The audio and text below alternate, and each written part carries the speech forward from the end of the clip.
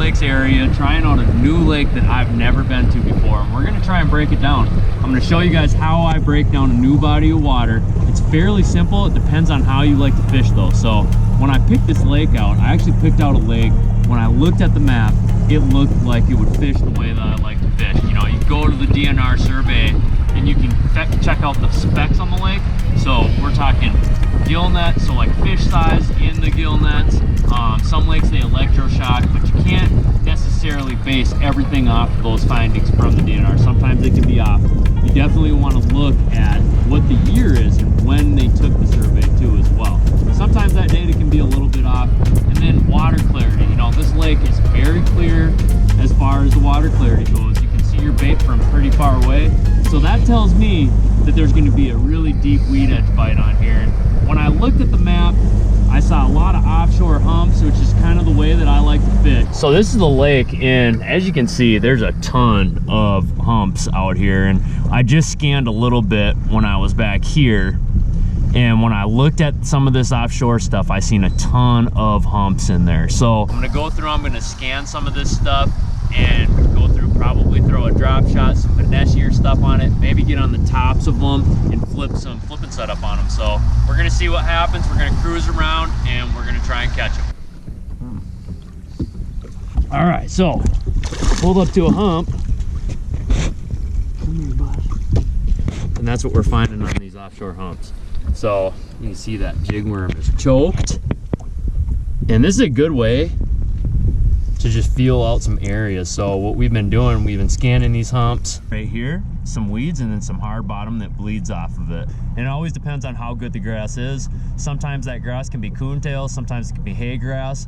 And it really takes an accurate survey of the lake to really know what the deal as far as weed species is gonna be. It's the predominant weed that's in the lake.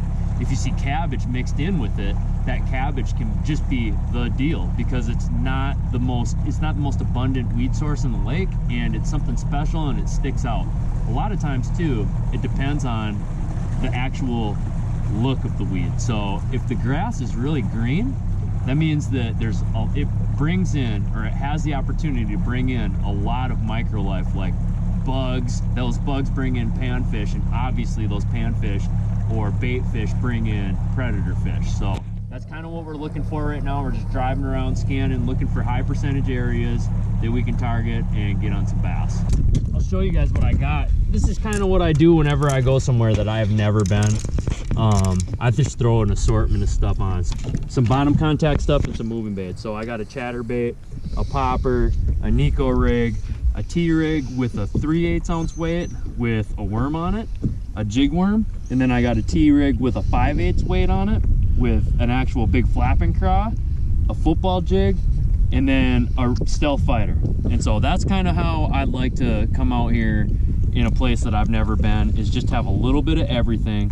That way I got all my bases covered. So like I said, we just pulled up to this hump and caught a decent one off of it. We're just gonna keep on fishing and bouncing around on these humps, and as time goes on, as the sun starts to come up, these fish might get a little bit shallow, and we're gonna mess around and fish some pads and some pencil reeds and stuff like that.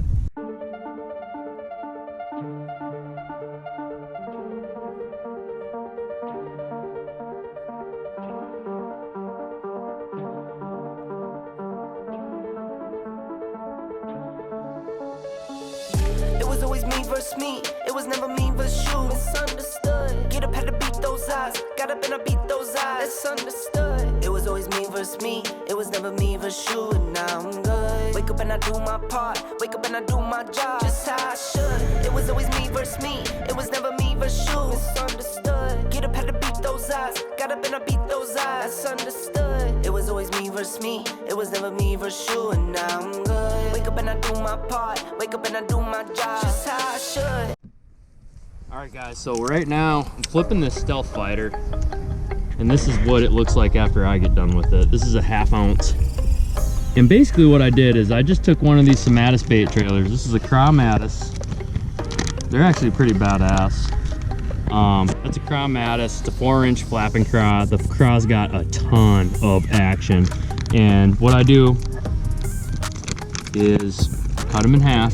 Not in half, but I cut quite a bit off, And so I get just a little bit smaller profile, and that's what she looks like. And that smaller profile is gonna get a heck of a lot more bites.